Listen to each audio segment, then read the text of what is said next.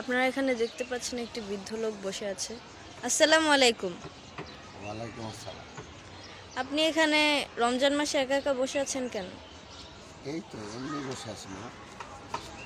ইফতার করবেন না? রোজা রাখেন নাই? হ্যাঁ রাখছি তো, করবো। তা কখন করবেন? বাসায় যাবেন না? বাসা বাসাতে না, এখানেই করবো। তা আপনি কি দিয়ে ইফতার করবেন? আল্লাহ তাআলা যা ভাগ্যে রাখছে তাই দেখতে। আপনার ছেলে মেয়ে নেই? হ্যাঁ আছে তো, ওরা অনেক বড় অফিসার, আমার উপরে খোঁজ খবর রাখি। আমি যদি আপনাকে কিছু ইফতার দিই, আপনি সেটা নেবেন? না না, থাক, আমার ইফতার লাগবে না। না না, নিতেই হবে।